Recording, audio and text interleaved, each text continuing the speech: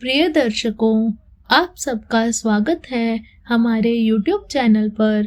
आज हम सुनेंगे बृहस्पतिवार के व्रत की कथा। उससे पहले हम जानेंगे बृहस्पतिवार के व्रत की विधि। इस दिन बृहस्पतिश्वर महादेव जी की पूजा होती है। दिन में एक समय ही भोजन करें, पीले वस्त्रों को धारण करें, पीले पुष्पों को धारण करें। भोजन भी चने की दाल का होना चाहिए, नमक नहीं खाना चाहिए।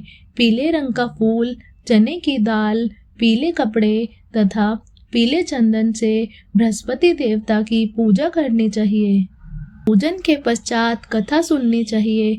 इस व्रत को करने से बृहस्पति जी महाराज अति प्रसन्न होते हैं तथा धन और विद्या का लाभ होता है। स्त्रियों के लिए यह व्रत अति आवश्यक है। इस व्रत में केले का पूजन होता है। चलिए कथा प्रारंभ करते हैं। किसी गांव में एक साहूकार रहता था, जिसके घर में अन्न, वस्त्र और धन किसी प्रकार की कोई कमी नहीं थी, परंतु उसकी स्त्री बहुत ही कृपण थी। किसी भिक्षार्थी को वो कुछ भी नहीं देती थी। सारे दिन घर के कामकाज में लगी रहती। एक समय एक साधु महात्मा बृहस्पतिवार के दिन उसके द्वार पर आए और भिक्षा की याचना की। स्त्री उस समय घर के आंगन को लीप रही थी। इस कारण साधु महाराज से कहने लगी, महाराज, इस समय तो मैं घर को लीप रही हूँ, आपको कुछ नहीं दे सकती। फिर किसी अवकाश के समय आना। साधु महात्मा खाली हाथ चले गए। कुछ दिन के पश्चात वही साधु महाराज आए। उसी तरह भिक्षा मांगी। साहूकारनी उस समय लड़के को खिला रही थी। वह कहने लगी, महाराज, मैं क्या करूं, अवकाश ही नहीं है, इसलिए आपको भिक्षा नहीं दे सकती। तीसरी बार वही साधु महात्मा फिर से आए तो उसने उन्हें उसी तरह से टालना चाहा, परंतु महात्मा कहने लगे कि यदि तुमको बिल्कुल ही अवकाश हो जाए तो तुम मुझको भिक्षा दोगी। साहूकारनी कहने लगी कि हाँ महाराज, यदि ऐसा हो जाए तो आपकी बड़ी कृपा होगी। साधु महात्मा जी कहने लगे कि अच्छा, मैं एक उपाय बताता हूँ। तुम बृहस्पतिवार को दिन चढ़ने पर उठो और सारे घर में झाड़ू लगाकर कूड़ा एक कोने में जमा करके रख दो। घर में चौका इत्यादि मत लगाओ। फिर स्नान आदि करके घर वालों से कह दो उस दिन सब हजामत अवश्य बनवाएं। रसोई बनाकर चूल्हे के पीछे रखा करो, सामने कभी न रखो। सायंकाल को अंधेरा होने के बाद दीपक जलाया करो तथा बृहस्पतिवार को पीले वस्त्र मत धारण करो, न पीले रंग की चीजों का भोजन करो। यदि ऐसा करोगी तो तुमको घर का कोई काम नहीं करना पड़ेगा। साहूकारनी ने ऐसा ही किया। कुछ काल बाद उसके घर में खाने को दाना भी न रहा। थोड़े ही दिनों में वही महात्मा फिर आए और भिक्षा मांगी। सेठानी ने कहा, महाराज, मेरे घर में खाने को अन्न भी नहीं है, आपको क्या दे सकती हूँ।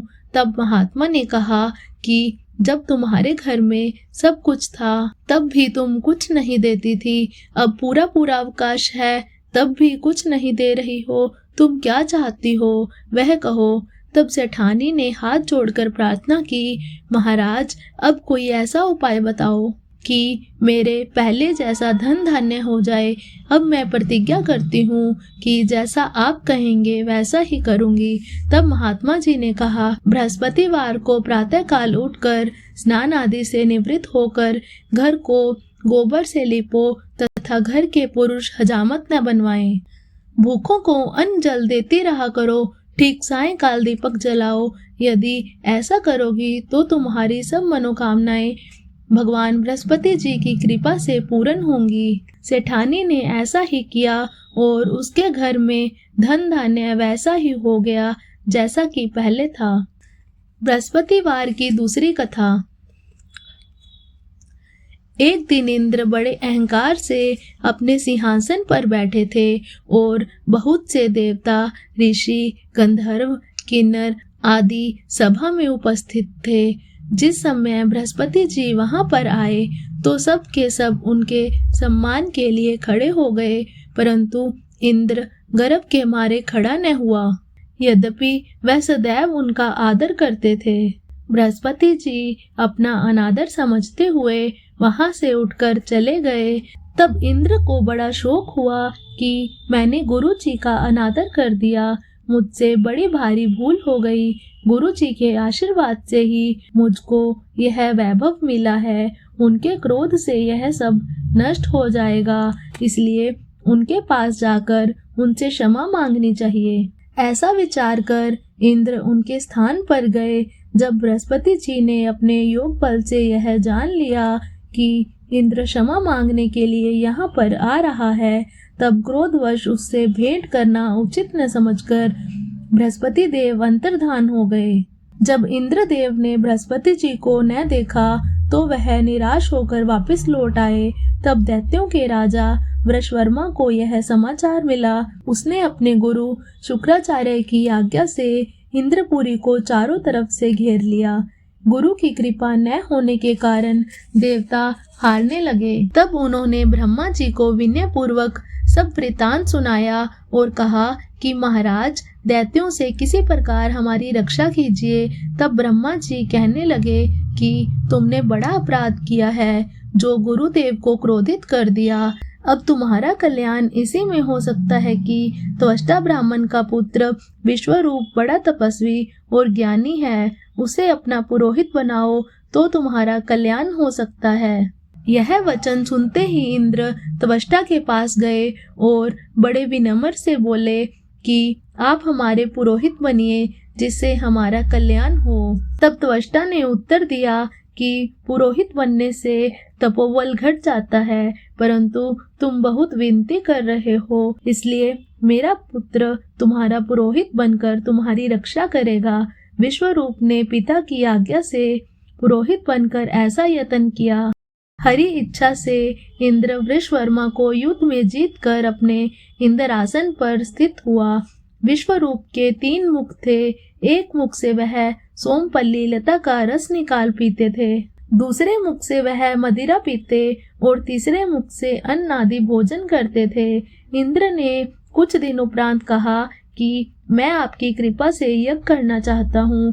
जब विश्वरूप की आज्ञानुसार यज्ञ प्रारंभ हो गया, तब एक दैत्य ने विश्वरूप से कहा कि तुम्हारी माता दैत्य की कन्या है, इस कारण हमारे कल्याण के लिए एक आहुति दैत्यों के नाम पर भी दे दिया करो तो अति उत्तम होगा। विश्वरूप उस दैत्य का कहा मानकर आहुति देते समय दैत्य का नाम भी लेने लगा।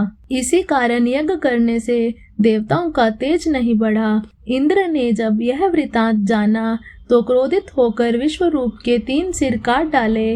मद्यपान करने वाले से भंवरा, सोमपल्ली पीने वाले से कबूतर और अन्न खाने वाले मुख से तीतर बन गया। विश्वरूप के मरते ही इंद्र का स्वरूप ब्रह्म हत्या के प्रभाव से बदल गया। देवताओं के 1 वर्ष पश्चाताप करने पर भी ब्रह्म हत्या का वह पाप न छूटा, तो सब देवताओं के प्रार्थना करने पर ब्रह्मा जी बृहस्पति जी सहित वहां आए। उस ब्रह्मा हत्या के 4 भाग किए, उनमें से 1 भाग पृथ्वी को दिया। इस कारण कहीं कहीं धरती ऊंची नीची और बीज बोने के लायक भी नहीं होती। साथ ही ब्रह्मा जी ने यह वरदान दिया कि जहाँ पृथ्वी में गड्ढा होगा, कुछ समय पाकर वह स्वयं भर जाएगा। दूसरा भाग वृक्षों को दिया, जिससे उनमें से गोंद बनकर बहता है। इस कारण गूगल के अतिरिक्त सब गोंद अशुद्ध समझे जाते हैं। वृक्षों को यह वरदान दिया कि ऊपर से सूख जाने पर भी जड़ फिर से फूट जाती है। तीसरा भाग स्त्रियों को दिया।